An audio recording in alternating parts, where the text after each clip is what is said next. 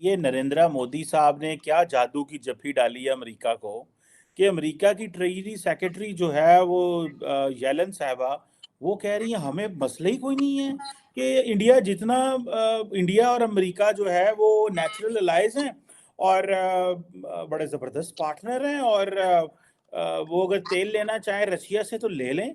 ये क्या हुआ? कल मेरी नजर से गुजरी एक बात कि दुनिया में इस वक्त सबसे ज्यादा रिएक्टर कहां बन रहे हैं। तीसरे चौथे नंबर पर भारत था, आपका नाम पूरी लिस्ट में नहीं था। ये है कहानी हमारे बढ़ते हुए वर्चस्व की, हमारे बढ़ते हुए स्टैचर की। मिफ्ता इस्माइल के बाद इसहाक डार भी आईएमएफ के सामने बेबस, आलमी इदारे को राम करने का दावा ठुस हो गया। आईएमएफ का पाकिस्तान से डू मोर का मुतालबा। यूएसए की जानिब से इंडिया के लिए एक बहुत बड़ी न्यूज सामने आई है और न्यूज ये है कि यूएसए ने अनाउंसमेंट की है कि अगर हम वीजास की बात करें तो टॉप प्रायोरिटी इंडियंस को दी जाएगी, इंडिया को दी जाएगी। पाकिस्तान और आईएमएफ का अगला माती दौर ताखीर का शिकार हो चुका है। सुपर पावर्स तो बहुत दूर की बात है, दूसरी कंट्रीज में ग्रीन पासपोर्ट की वैल्यू नहीं है। और जो हमने अपनी फॉरेन पॉलिसी ये दिखा दिया चीमा साहब, आप बोले ना बोले, हाँ वो करेंगे। भाई पहले तो ये बताएं, ये नरेंद्र मोदी साहब ने क्या जादू की जफ्फी डाली है अमेरिका को कि अमेरिका की ट्रेजरी सेक्रेटरी जो है वो येलन साहबा वो कह रही है हमें मसला ही कोई नहीं है कि इंडिया जितना इंडिया और अमेरिका जो है वो नेचुरल अलाइज हैं और बड़े ज़बरदस्त पार्टनर हैं और वो अगर तेल लेना चाहे रशिया से तो ले लें। ये क्या हुआ? G20 से पहले कोई मोदी साहब ने ये तो नहीं कहा कि मैंने बाइडेन से मिलना नहीं है। ये है कहानी हमारे बढ़ते हुए वर्चस्व की, हमारे बढ़ते हुए स्टैचर की। देखिए G20 के बाद अगली प्रेसिडेंसी हमको मिलनी है, ठीक है। और अब आपने कल एक बड़ी इंपॉर्टेंट शायद न्यूज आपसे मिस हो गई। देखिए ये चेंज कहां से हुआ। अगर आप देखेंगे ब्रिक्स में कल या परसों रशिया ने अनाउंस किया 16 कंट्रियां ज्वाइन कर रही है। अगर अब मैं G20 देखूं, G20 में क्या 19 कंट्री एक यूरोपियन यूनियन है, तो उसको हम एक कंट्री मानते हैं। बेसिकली 20 कंट्री और 40 कंट्री आई है। हम कहने को करते हैं भाई देखो 85% of the global GDP, 75% of global trade, 60%। मेरी नजर से गुजरी एक बात कि दुनिया में इस वक्त सबसे ज्यादा रिएक्टर कहां बन रहे हैं। तीसरे चौथे नंबर पर भारत था, आपका नाम पूरी लिस्ट में नहीं था। 25 मुल्कों की लिस्ट थी। आपने एक भी एटॉमिक रिएक्टर बनाने की कोशिश नहीं की फॉर द एनर्जी बेसिस। तो उसमें ये वो अदारा है खान साहब जिसको आप तबाह करने के लिए तुले हुए हैं।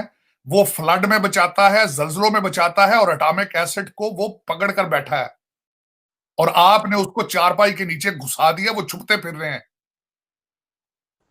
और इसकी मैं नहीं बात कह रहा, ये वॉल स्ट्रीट जर्नल कह रहा है। और वो इंस्टीट्यूशन फाइनेंशियल टाइम्स और वॉल स्ट्रीट जर्नल लोग जो पढ़ते हैं, मैं आपको बताऊं, वो they are very serious people.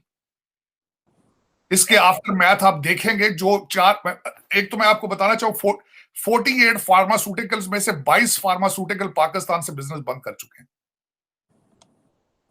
Paracetamol आपकी वहां मिल नहीं रही।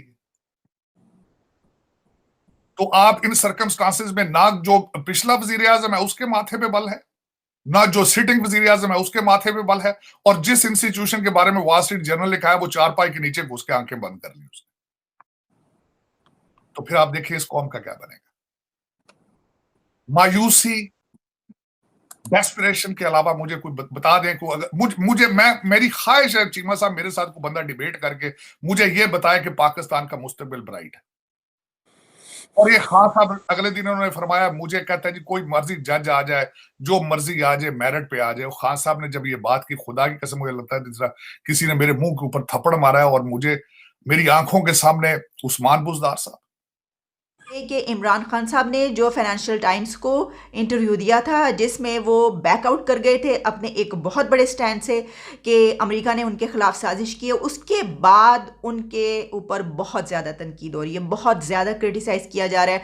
ना सिर्फ ये कि कंट्री के अंदर बल्कि आउट ऑफ कंट्री जब आप दूसरे ममालिक का मीडिया देखते हैं तो उसमें भी आपको पता चलता है कि अल जज़ीरा से लेकर और वॉशिंगटन पोस्ट तक जितना भी वेस्ट मीडिया जो है वो भी इसको देख रहा है और इसके बारे में लिखा जा रहा है, क्योंकि उन्होंने फाइनेंशियल टाइम्स को इंटरव्यू देते हुए ये बात की कि जी वो तो माजी का किस्सा बन गया।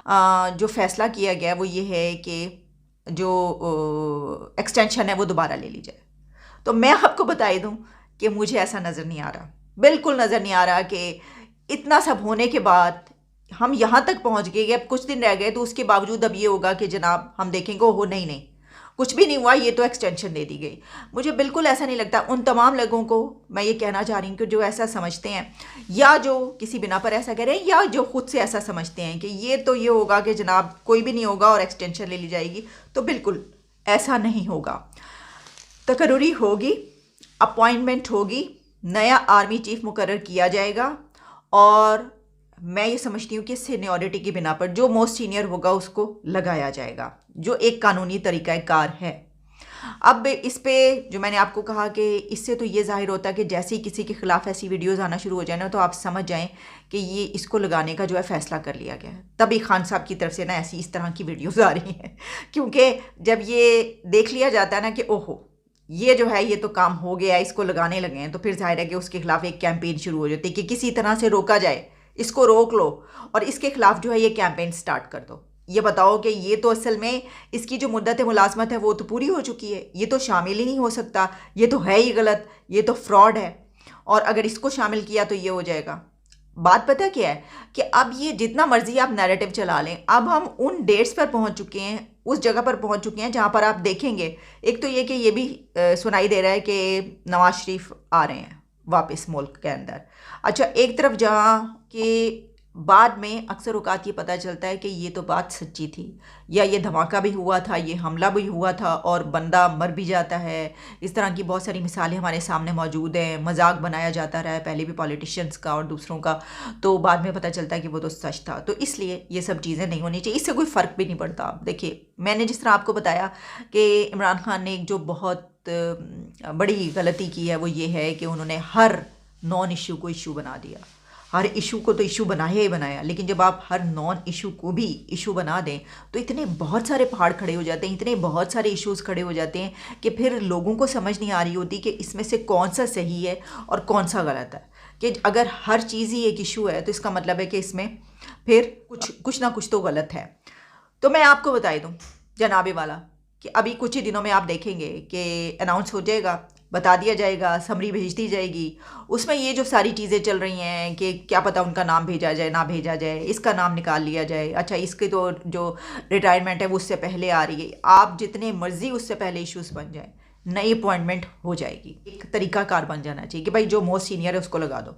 वैसे तो प्राइम मिनिस्टर का है इख्तियार, ये मैं आपको बता ही दूँ, ठीक है। तो प्राइम मिनिस्टर पे कहा जा रहा है कि इस तरफ से जो है वो कहा जा रहा है कि नहीं, क्योंकि इमरान खान साहब को पसंद नहीं है तो मज़ीद बैकलैश होगा, वो इदारे को मज़ीद बुरा भला कहेंगे, तो उनकी भी राय जो है शुमार कर ली जाए, कहीं ऐसा ना हो जाए वैसा ना हो जाए। बल्कि हमने आपको 2-3 प्रोग्राम पहले ये भी बताया था कि इमरान खान की बड़ी एक अहम कोई मुलाकात भी कहा जा रहा है, मुबैना तौर पर कहा जा रहा है कि भाई प्रेसिडेंट साहब ने जो है इमरान खान की मुलाकात कहीं लाहौर में या कहीं पर जो है वो करवा दी है चीफ साहब से।